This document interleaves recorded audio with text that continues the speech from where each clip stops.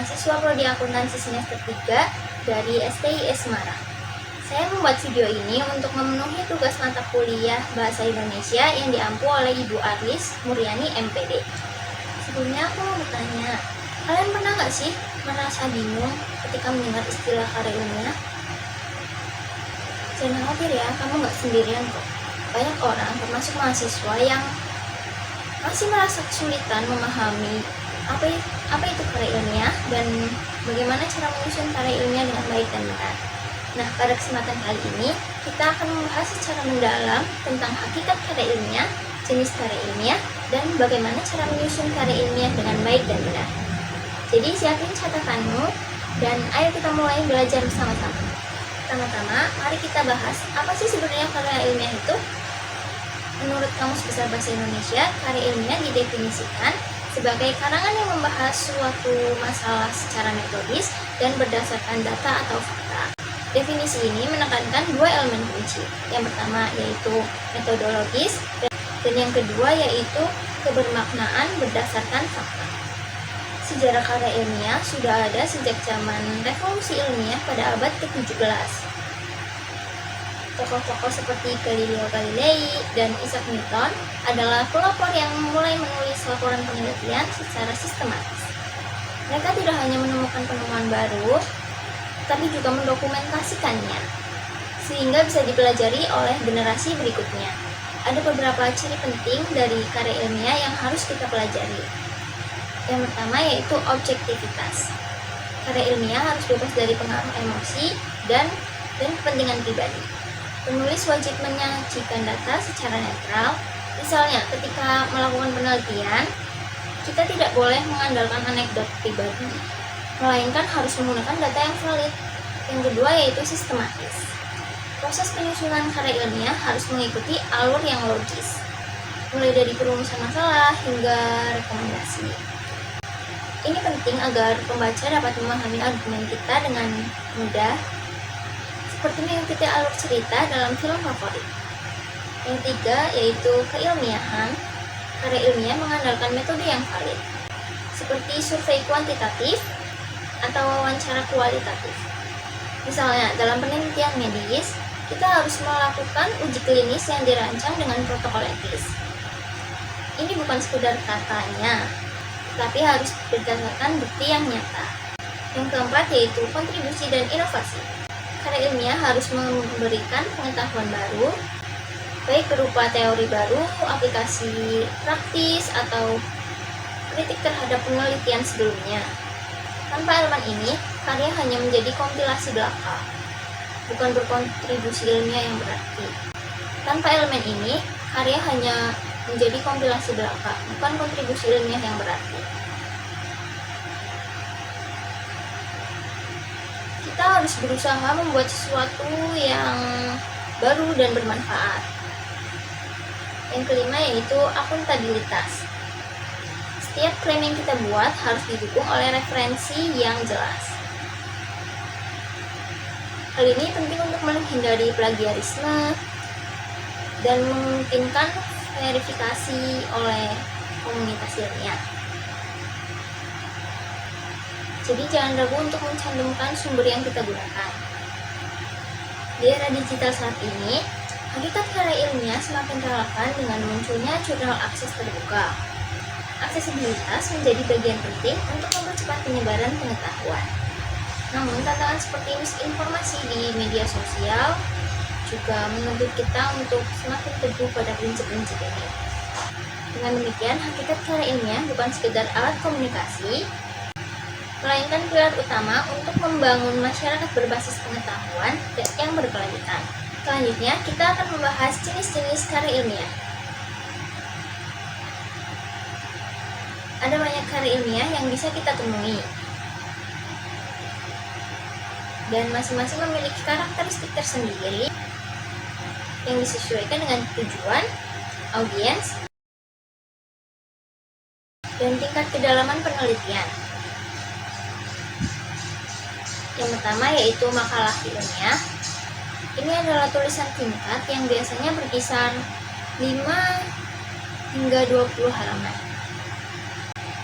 Makalah ini digunakan untuk presentasi, di seminar, diskusi, atau lomba ilmiah. Fokusnya adalah pada tinjauan topik terkini atau ide sederhana tanpa penelitian mendalam. Contohnya makalah tentang pengaruh pandemi COVID-19 terhadap pendidikan online di Indonesia. Karakteristiknya adalah struktur yang sederhana, cocok untuk mahasiswa baru, dan referensi minimal 5-10 sumber. Yang kedua yaitu karya ilmiah. Artikel ini dipublikasikan di jurnal, koran ilmiah, atau media sosial dengan panjang halaman antara 10-15 halaman. Artikel ini melaporkan hasil penelitian asli atau analisis. Ada subjenis seperti artikel penelitian, artikel ulasan, dan artikel opini. Misalnya artikel tentang strategi pemasaran digital untuk UMKM di era 4.0. Artikel ilmiah harus menggunakan peer review dan menggunakan format InRead. Yang ketiga yaitu esai ilmiah. Esai ini bersifat persuasif dan reflektif dengan panjang antara 1.000 hingga 3.000 kata. Esai membahas isu kontemporer dengan argumen logis berbasis fakta. Esai ini lebih fleksibel daripada artikel dan sering diterbitkan di majalah akademik atau blog universitas. Contohnya esai tentang tantangan etika AI dalam pendidikan Indonesia. Yang keempat yaitu skripsi. Ini adalah karya akhir untuk program sarjana. Biasanya berkisar antara 50 hingga 100 halaman. Skripsi bersifat deskriptif atau analisis dasar untuk menerapkan teori ke masalah nyata. Contohnya, skripsi analisis faktor penyebab stres mahasiswa di perguruan tinggi negeri. Skripsi ini dibimbing oleh dosen dan harus dipertahankan di dalam sidang. Yang kelima yaitu tesis. Karya akhir untuk program magister. Biasanya antara 80 hingga 150 halaman. Tesis lebih analitis dan orisinal dibandingkan skripsi dan melibatkan pengujian hipotesis dan model baru. Contohnya, tesis tentang pengembangan model pembelajaran berbasis proyek untuk guru SD. Tesis ini merupakan penelitian mandiri dengan mixed methods dan sering dipublikasikan parsial di jurnal. Yang keenam yaitu disertasi. Karya akhir untuk program doktor. Paling mendalam dengan kontribusi orisinal signifikan ke bidang ilmu. Disertasi biasanya berkisar antara 150 hingga 300 halaman. Contohnya disertasi tentang teori baru manajemen sumber daya manusia di sektor publik Indonesia. Penelitian ini ekstensif dan melintas disiplin, serta wajib dipublikasikan di jurnal internasional.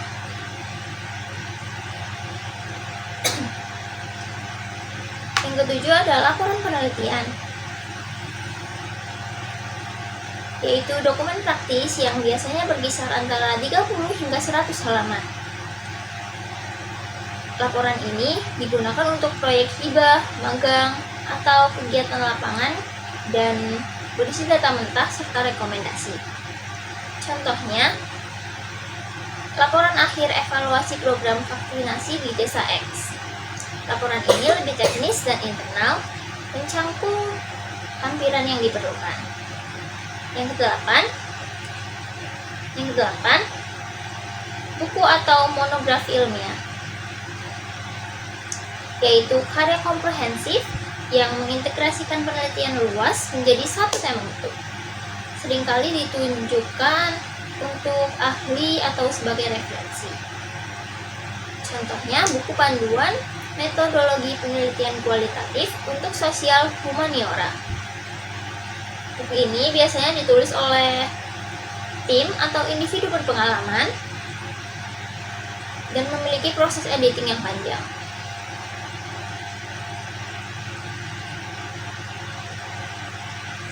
Setelah kita mengetahui berbagai jenis karya ilmiah, maka selanjutnya yaitu memahami sistematika penyusunan karya ilmiah. Sistematika ini sangat penting karena menjadi kerangka yang mengatur alur penulisan agar karya ilmiah tersusun secara logis, terstruktur, dan mudah dipahami oleh pembaca.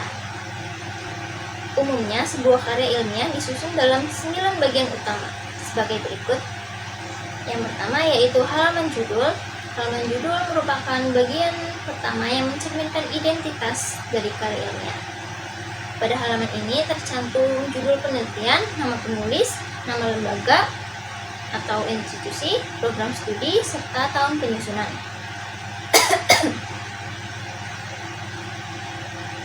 Judul sebaiknya dirumuskan secara singkat, padat, dan jelas, namun tetap mencerminkan keseluruhan isi penelitian.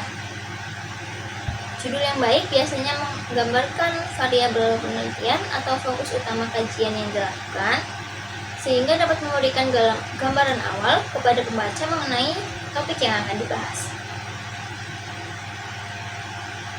Yang kedua yaitu abstrak.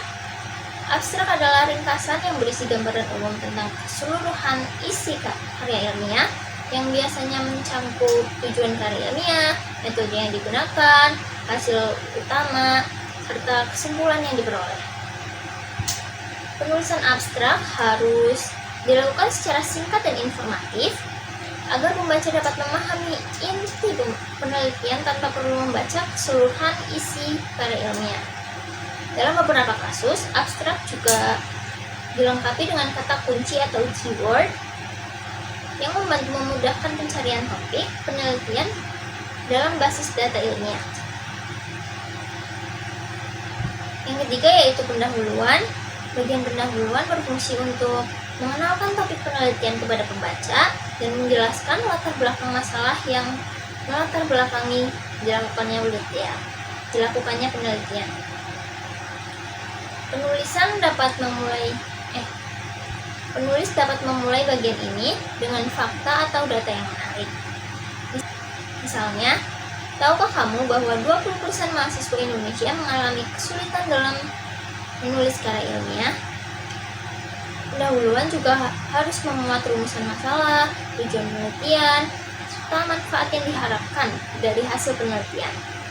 Dengan demikian, pembaca yang akan memahami mengapa penelitian tersebut penting dilakukan. Selanjutnya nomor 4 itu ada tinjauan pustaka yang berisi uraian mengenai teori-teori yang relevan serta hasil penelitian terdahulu yang berkaitan dengan topik yang sedang dikaji. Bagian ini berfungsi untuk memperkuat landasan teoris dan menunjukkan bahwa penulis telah memahami konteks ilmiah dari permasalahan yang diteliti. Selain itu, tinjauan pustaka membantu pembaca melihat posisi penelitian yang sedang dilakukan dibandingkan dengan penelitian sebelumnya, sehingga penelitian yang dihasilkan memiliki kejelasan arah dan kontribusi ilmiah yang nyata. Yang kelima, metodologi. Metodologi menjelaskan secara rinci cara atau langkah-langkah yang digunakan dalam pelaksanaan penelitian. Misalnya, penelitian ini menggunakan metode survei dengan penyebaran kuesioner secara daring kepada 200 responden di wilayah Jakarta. Kemudian data dianalisis menggunakan perangkat lunak SPSS versi 25. Dalam bagian ini, penulis juga perlu menjelaskan jenis penelitian, populasi, dan sampel, teknik pengumpulan data, serta prosedur analisis data. Dengan demikian, pembaca dapat memahami bagaimana penelitian dilakukan dan dapat menilai validitas serta reliabilitas hasil penelitian.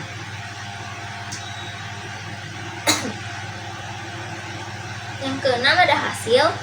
Bagian ini berisi penyajian data yang telah diperoleh dari proses penelitian. Data dapat disajikan dalam bentuk grafis, tabel, diagram, atau narasi deskripsi. deskriptif yang jelas atau narasi deskriptif yang jelas. Misalnya sebanyak 30% responden menunjukkan peningkatan pemahaman terhadap penulisan karya ilmiah serta mendapatkan pelatihan.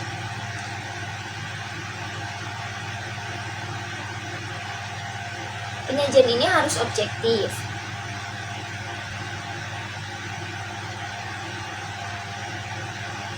Tanpa memberikan interpretasi berlebihan.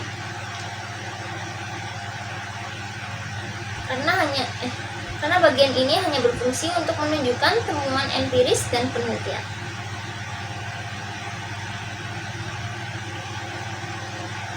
Yang ketujuh yaitu pembahasan. Pada bagian pembahasan, penulis diharapkan menganalisis dan menafsirkan hasil penelitian dengan mengaitkannya dengan teori atau penelitian terdahulu.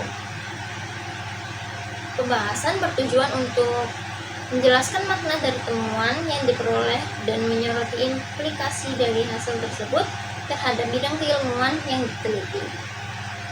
Selain itu, bagian ini juga dapat membahas keterbatasan penelitian yang dilakukan serta memberikan gambaran untuk penelitian selanjutnya. Dengan demikian, pembahasan menjadi bagian yang memperkuat keilmiahan karya yang dihasilkan. Yang kedelapan yaitu kesimpulan dan saran. Kesimpulan merupakan rangkuman dari isi hasil dan pembahasan penelitian yang menjawab rumusan masalah. Bagian ini menegaskan temuan-temuan penting yang diperoleh dari penelitian. Sementara itu, saran berisi rekomendasi yang bersifat praktis maupun teoritis berdasarkan hasil penelitian yang telah dilakukan. Misalnya, penelitian dan lembaga pendidikan diharapkan dapat meningkatkan pelatihan literasi akademik untuk mahasiswa guna memperkuat kemampuan menulis karya ilmiah. Dengan demikian, kesimpulan dan saran berfungsi sebagai penutup yang memberikan arah tindak lanjut dari hasil penelitian. Dan yang terakhir ada daftar pustaka dan lampiran. Daftar pustaka berisi semua sumber referensi yang digunakan selama penyusunan karya ilmiah, baik berupa buku, jurnal, artikel ilmiah, maupun sumber daring yang ditulis dengan format tertentu sesuai kaidah akademik. Sementara itu, lampiran berisi dokumen pendukung seperti instrumen penelitian, data mentah, atau hasil analisis tambahan yang tidak dimasukkan ke dalam isi utama karya ilmiah. Bagian ini penting untuk menunjukkan keaslian dan kejujuran ilmiah dari penulis. Selanjutnya, mari kita bahas abstrak dalam penulisan karya ilmiah.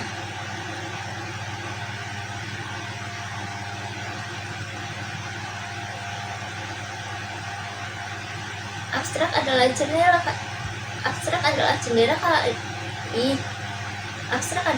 jendela karya ilmiah yang merangkum esensi tanpa harus membaca keseluruhan teks.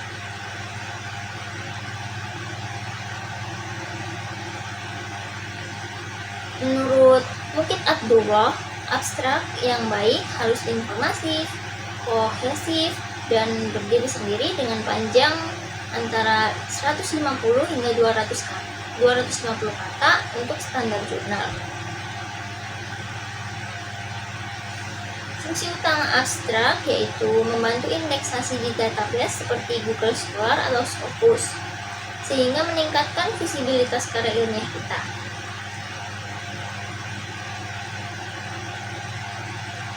Karakteristiknya yaitu ringkas, tanpa subjudul, tanpa kutipan, dan menggunakan bahasa masa lalu untuk metode dan hasil.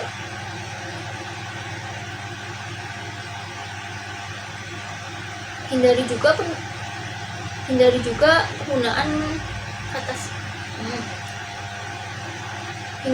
penggunaan singkatan kecuali jika itu adalah standar umum. Nah, berikut adalah langkah-langkah penulisan abstrak yang harus kamu ikuti.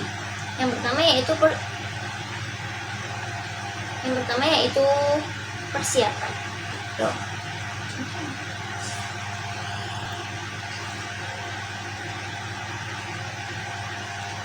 Langkah penyusunan abstrak yang harus kamu ikuti yang pertama adalah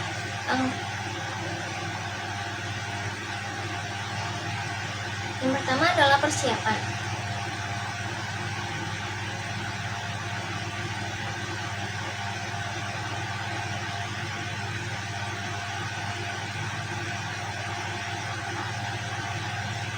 Langkah pertama yang perlu dilakukan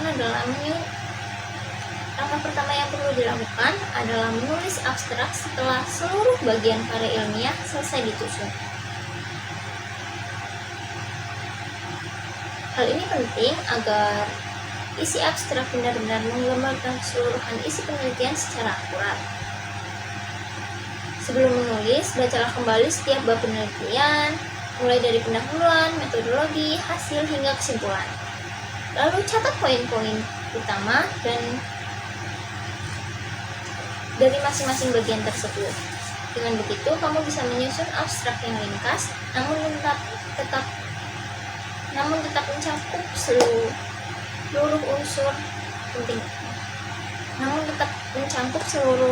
unsur penting penelitian. Yang kedua yaitu latar belakang. Pada bagian awal abstrak, jelaskan secara singkat konteks dan alasan mengapa penelitian tersebut dilakukan. Kamu bisa menulis 1 atau 2 kalimat yang menggambarkan situasi atau masalah yang sedang dihadapi. Misalnya, di tengah masa pandemi COVID-19, penelitian mengenai adaptasi pembelajaran daring menjadi satu hal penting di Indonesia. Bagian ini membantu pembaca memahami topik penelitian serta urgensi masalah yang sedang dikaji.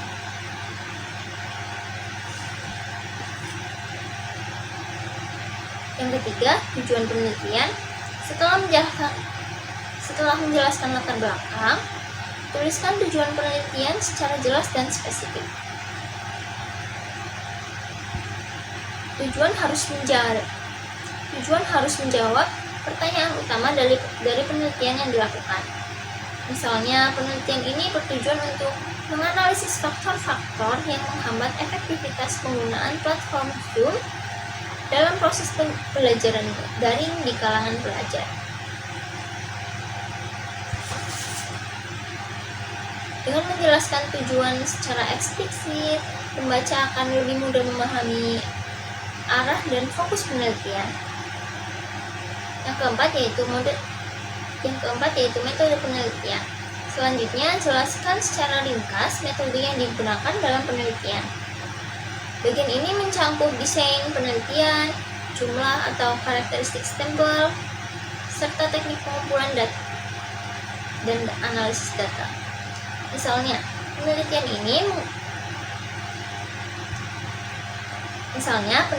ini menggunakan pendekatan metode campuran, yaitu dengan menggabungkan survei terhadap 300 responden pelajar dari berbagai sekolah di Jakarta dan analisis tematik untuk menafsirkan hasil wawancara mendalam. Penjelasan singkat ini akan memberi gambaran kepada pembaca tentang cara penelitian dilakukan tanpa perlu membaca bagian metodologi secara lengkap. Yang kelima, hasil penelitian. Pada bagian ini, tuliskan temuan utama penelitian yang paling menonjol. Pada bagian hasil, tuliskan temuan utama penelitian yang paling menonjol atau menarik. Hindari menjabarkan data terlalu rinci, cukup sampaikan poin pentingnya saja. Misalnya, hasil penelitian menunjukkan bahwa 65% siswa mengalami kesulitan jaringan internet saat pembelajaran daring, yang berdampak pada penurunan prestasi akademik hingga 40%. Penyajian data seperti ini sudah cukup untuk menggambarkan hasil penelitian secara jelas dan logis. Yang keenam adalah kesimpulan dan implikasi. Bagian ini berisi ringkasan akhir dari hasil penelitian serta saran atau implikasi yang bisa diterapkan. Tulislah dengan bahasa yang positif dan menunjukkan manfaat penelitianmu. Misalnya, hasil penelitian ini menekankan pentingnya peningkatan. Misalnya, hasil penelitian ini menekankan pentingnya peningkatan infrastruktur digital dan pelatihan guru dalam penggunaan teknologi agar pembelajaran daring dapat berjalan lebih efektif dan inklusif. Kesimpulan yang baik tidak hanya menutup abstrak dengan ringkas, tapi juga memberikan nilai praktis bagi pembaca. Yang ketujuh, ada penyutingan. Yang ketujuh ada revisi dan penyutingan. Langkah terakhir adalah melakukan pengecekan ulang atau revisi terhadap abstrak. Pastikan alur penulisan sudah logis, kalimat jelas, dan tidak ada kesalahan tata bahasa. Selain itu, perhatikan jumlah kata. Biasanya abstrak dibatasi hanya 150 sampai 250 kata, tergantung pada pedoman institusi. Gunakan juga kata penghubung seperti selain itu, namun, atau sehingga, agar kalimat dalam abstrak terasa lebih mengalir dan mudah dipahami. Jika perlu, bacakan abstrakmu dengan lantang untuk memastikan setiap kalimat tersusun dengan baik dan mudah dimengerti.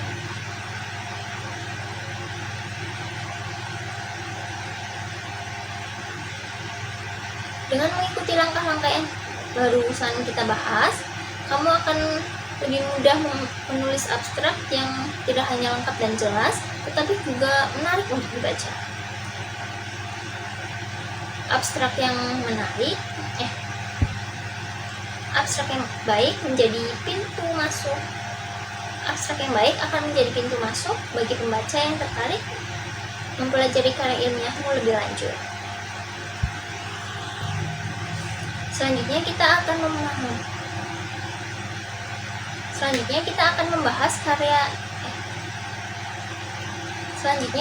membahas kaidah kebahasaan dalam karya ilmiah.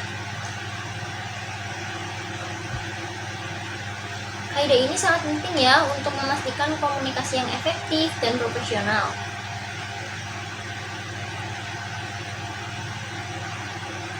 Dalam bahasa Indonesia, kaidah ini diatur oleh Pedoman Umum Ejaan Bahasa Indonesia atau PUEDI.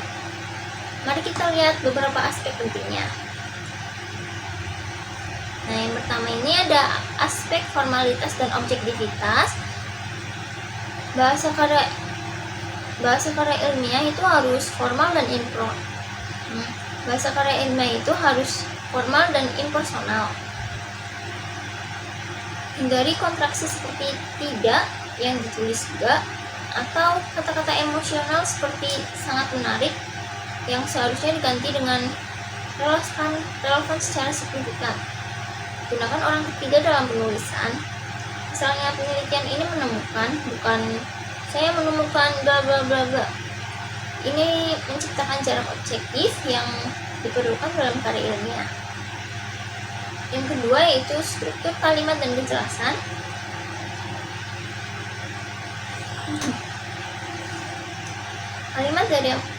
Kalimat dalam karya ilmiah harus efisien dengan rata-rata 15-25 kata-kata untuk menghindari ambiguitas.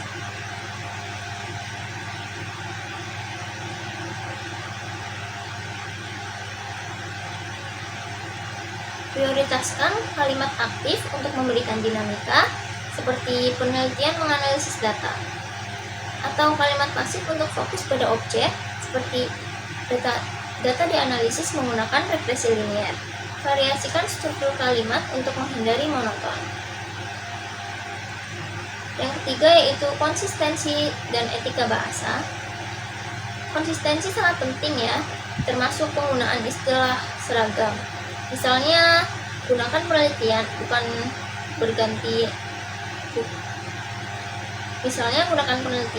bergantian dengan studi. Selain itu, etika bahasa juga menuntut inklusivitas seperti menghindari bias gender. Misalnya, gunakan mahasiswa, bukan mahasiswi dan belajar. Yang keempat adalah tantangan dan tips. Di Indonesia, Salah satu tantangan utama adalah penggunaan campuran bahasa daerah atau Inggris yang dapat mengurangi formalitas. Tips yang bisa digunakan adalah membaca ulang dengan suara keras, untuk memeriksa alur menggunakan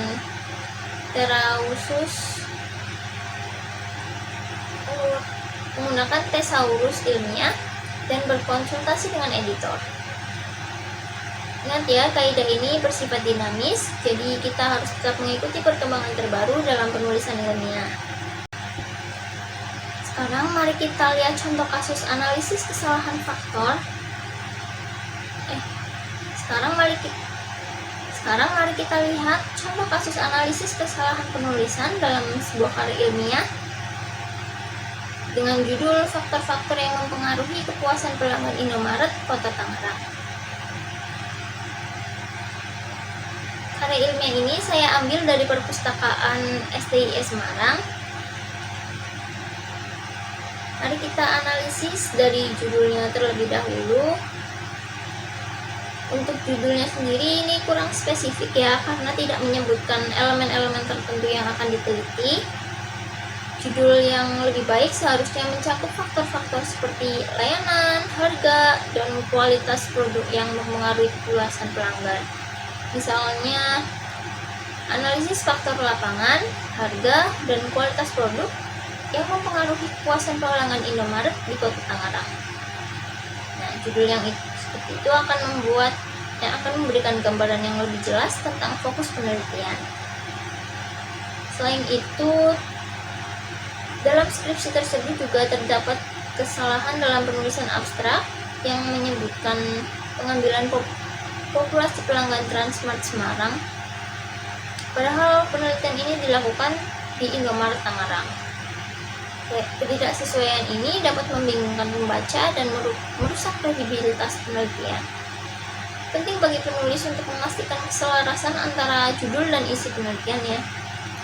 Selanjutnya itu terdapat kesalahan penulisan halaman di daftar lampiran, di mana dicantumkan sampai halaman 146, sementara semua halaman hanya sampai 86 halaman. Ketidaksesuaian ini menunjukkan adanya kesalahan dan penomoran yang dapat menyebabkan kebingungan bagi pembaca. Penulis perlu memastikan bahwa semua halaman terdaftar dengan benar dan konsisten. Nah, tak kalah penting juga, penulis juga melakukan beberapa kesalahan penulisan kata seperti transmart, detail, dan kondisi. Kesalahan ini dapat mengurangi kredibilitas dan profesionalisme karya ilmiah.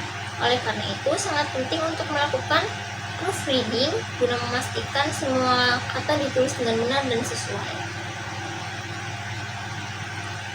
Jadi itu dia, karya ilmiah bukan hanya sekedar tulisan, tapi juga seni dalam menyampaikan pengetahuan dengan cara yang sistematis dan berbasis bukti.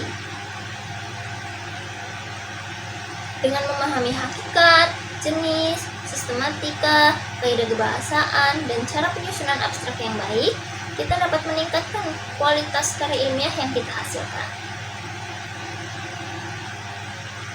Jangan lupa untuk selalu memperhatikan kaidah-kaidah yang ada agar karya ilmiah kita dapat diterima dan dihargai oleh komunitas akademik. Terima kasih sudah menonton. Jika kamu suka video ini, jangan lupa like dan subscribe ya. Selamat belajar.